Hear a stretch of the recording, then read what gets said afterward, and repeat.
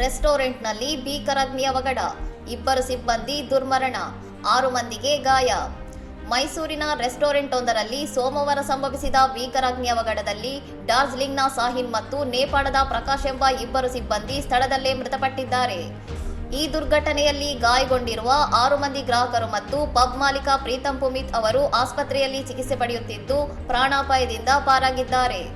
ಘಟನಾ ಸ್ಥಳಕ್ಕೆ ಧಾವಿಸಿದ ಅಗ್ನಿಶಾಮಕ ದಳದ ಸಿಬ್ಬಂದಿ ಏಣಿಗಳ ಸಹಾಯದಿಂದ ಸುಮಾರು 15 ಮಂದಿಯನ್ನು ಸುರಕ್ಷಿತವಾಗಿ ರಕ್ಷಿಸಿದ್ದಾರೆ. ಪ್ರಾಥಮಿಕ ತನಿಖೆಯ ಪ್ರಕಾರ ಶಾರ್ಟ್ ಸರ್ಕ್ಯೂಟ್ ಬೆಂಕಿಗೆ ಕಾರಣವೆಂದು ಶಂಕಿಸಲಾಗಿದ್ದು, ರೆಸ್ಟೋರೆಂಟ್ನಲ್ಲಿದ್ದ ಮರದ ಅಲಂಕಾರಿಕ ವಸ್ತುಗಳು ಬೆಂಕಿ ವೇಗವಾಗಿ ಹರಡಲು ಕಾರಣವಾಗಿರಬಹುದು ಎಂದು ಅಧಿಕಾರಿಗಳು ತಿಳಿಸಿದ್ದಾರೆ.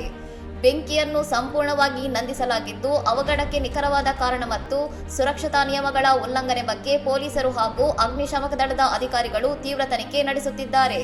ಇನ್ನಷ್ಟು ಸುದ್ದಿಗಳಿಗಾಗಿ ನೋಡ್ತಾ ಇರಿ ಸೌರಂ ಟಿವಿ.